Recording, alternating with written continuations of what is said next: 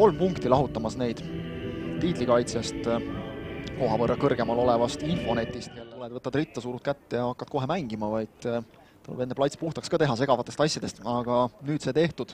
Jüri saab võtta siis oma koha keskkaitses, Plotnikov vasakkaitses, Siim Rinken vaatab kella ja annab loa Paide meeskonnal mängu alustada. 18. voor, nagu öeldud, ning Narva Transi ja Paide linnameeskonna omavaheline kohtumine. Meestele ette kiiresse kontrasse ja see sööt läheb nüüd liini taha, sealt suluseisu ei ole. Jakovlev silmitsi Karofeldiga mängib mööda, lööb, aga lööb ka mööda.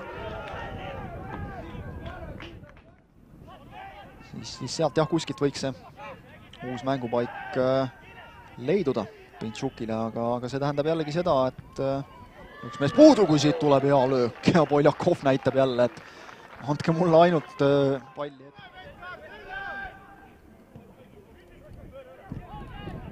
Nüüd läheb liini taha hästi Vainumäele sööt ja Vainumäe saab sealt minna 1-1 Kotenkoga. Lööb, aga löök läheb üle jala ja ei tule siit Magnar Vainumäele selle hooaja 6. või tuleb peale löök, aga raksatab müüri.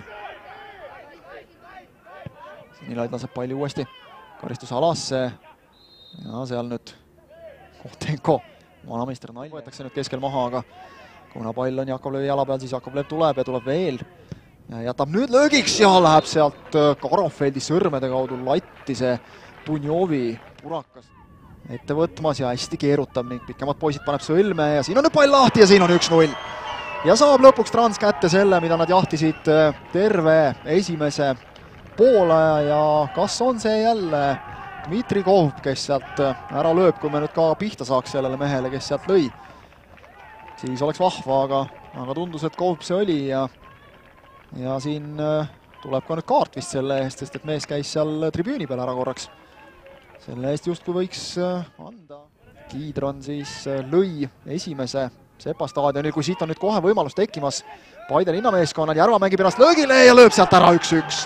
1,5 minutit mängitud teist poolaega ja see oli nüüd puhas Andre Järva töövõit.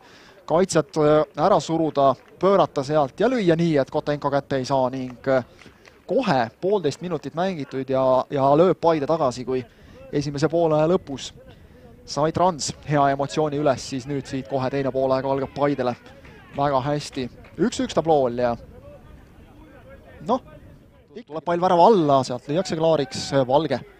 On seal vahel, Pontov veel võtab palli alla. Kui siin nüüd kohe tsenderdus ei tule, siis Rinken vilistab. Tuleb veel see tsenderdus ja tuleb sealt veel ka peale löök. Karofelt võtab selle ära ja siit kõlab ka lõpuvile. 1-1 see kohtumine lõpeb, ärge kaduge kuskile, me püüame veel saada ka meestelt kommentaarid värskelt mängu kohta ja need teieni tuua, aga tundub, et pettumust on mõlemas meeskonnas päris palju.